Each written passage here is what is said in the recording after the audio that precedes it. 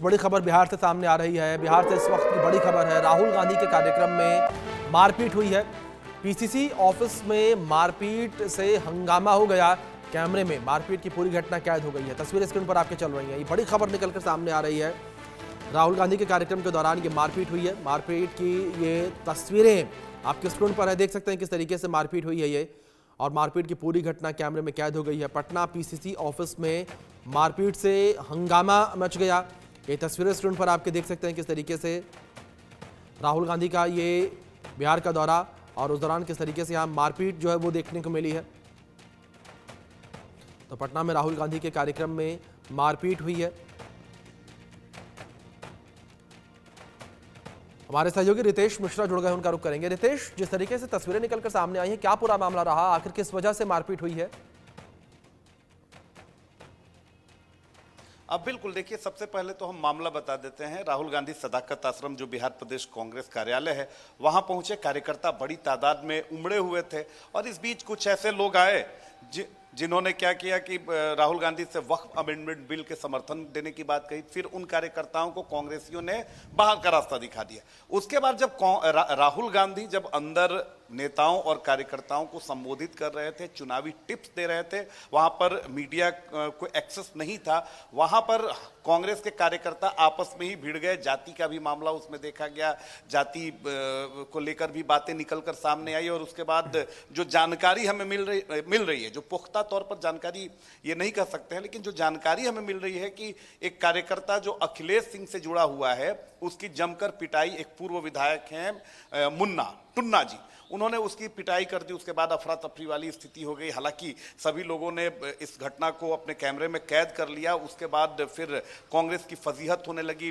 अखिलेश सिंह खुद आए, जो बड़े नेता हैं वो खुद आए, और कैसे भी कर उन्होंने इस मामले को रफा दफा करने की कोशिश की। और ये कोई पहली दफा नहीं है जब कांग्रेस कार्यकर्ताओं में इस तरह से आपसी भिड़ंत हुई है। अभी कुछ दिन पहले देखें तो कन्हैया कुमार की यात्रा में देखें कि कांग्रेस कार्यकर्ता और जो कन्हैया के बाउंसर्स थे वो आपस में ही गुत्थम गुत्था हो गए, जमकर मारपीट हुई, लाठी डंडे चले। उसके बाद आप आज देखिए कि राहुल गांधी पटना आते हैं और सदाकत आश्रम में ही जो कार्यकर्ता हैं कांग्रेस के वो आपस में भिड़ जाते हैं। एक तरफ कांग्रेस परिवर्तन करना चाह रही है, एक तरफ कांग्रेस अपने कार्यकर्ताओं को बूस्ट करना चाहती है। राहुल गांधी इसीलिए बार बार बिहार आ रहे हैं। लेकिन दूसरी तरफ अगर धरातल पर देखा जाए तो कांग्रेस में अभी भी अंदरूनी कलह है। अभी भी जो यूथ विंग है कांग्रेस का, उसमें कई सारे धड़े बने हुए हैं। एक धड़ा दूसरे धड़े को आगे जाते हुए नहीं देखना चाहता है, और यही कारण है कि बार बार कांग्रेस से इस तरह की तस्वीरें निकलकर सामने आती हैं। अब हालांकि इस पर जो विपक्ष बीजेपी है और जेडीयू है, उसे बैठे बिठाए इस पूरे घटनाक्रम पर निशाना साधने का, राजनीति करने का मौका मिल गया है। हालांकि हमने कई कांग्रेस नेताओं से, जो वरिष्ठ नेता हैं, उनसे प्रतिक्रिया लेनी चाहिए, लेकिन सभी इग्नोर करके चलते बने। जी रितेश, जिस तरीके से आपने जिक्र किया कि ये गुटबाजी जो है लगातार देखने को मिल रही है, और जिस तरीके से पूरी मारपीट है, ये जाहिर तौर पर विधानसभा चुनाव नजदीक है, और ऐसे में इस तरीके की तस्वीरें निकलकर सामने आया, इस तरीके से देखना कि जो पार्टी के कार्यकर्ता हैं उनमें आपस में ही मतभेद है। अब बिल्कुल देखिए, और अगर क्योंकि हमने पूरे घटना की स्कैनिंग की, तह तक हमने जाने की कोशिश की, और निष्कर्ष ये निकला कि ये जो है कार्यकर्ताओं की सिर्फ लड़ाई नहीं है, ये बड़े नेताओं की लड़ाई है। और बड़े नेताओं के जो समर्थक हैं वही आपस में गुत्थम गुत्था हो रहे हैं कि भाई हमारे नेता का कद क्यों छोटा कर दिया गया, हमारे नेता उस नेता का कद क्यों बड़ा कर दिया गया।